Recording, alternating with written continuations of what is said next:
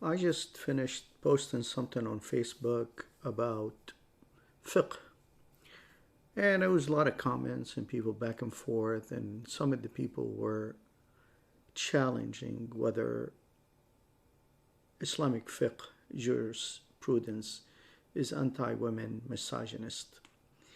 And my comments was absolutely, it has always been the books of fiqh from the beginning, from the founder of Islamic fiqh, usul al-fiqh, Imam al Shafi. When you read his books, the volumes of books, al-Risala and al it is undoubtedly, it is anti-women, misogynist.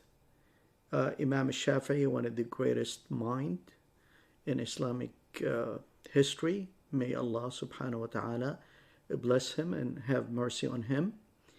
I don't blame him. He's a product of a culture, of a society, of an environment, circumstances that was completely different from us. We're talking about almost 13 centuries ago.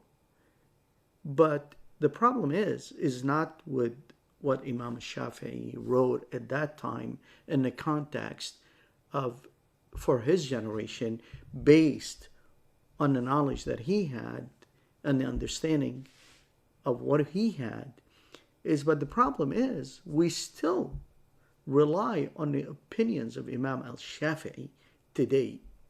His opinions, his fiqh opinions, even the principles of fiqh that he established, that he founded, is still the principle, the golden rules that we still teach in any Islamic setting.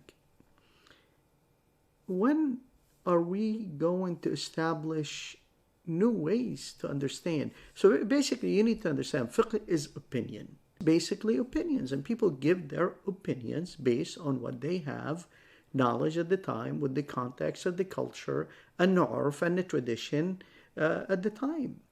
So why are we still holding on those ideas on people that lived so long ago to set the rules for us on how to think?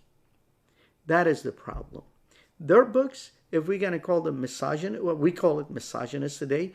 Maybe 1400 years ago, it wasn't misogynist. That was the culture. That was the tradition. That was the norm. But for us right now, we call them misogynist. We call them anti-women because our society is different. The standards are different.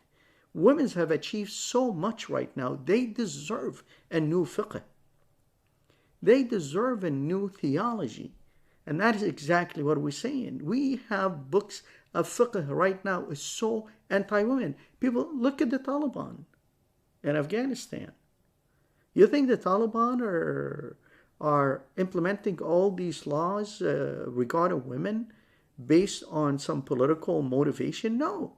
It is a pure interpretation of fiqh books, a pure interpretation of hadith that they found in the books of hadith. And that is exactly the problem, is we still relying on how to think and which way to go based on theology that is long completely different. It's time to move up.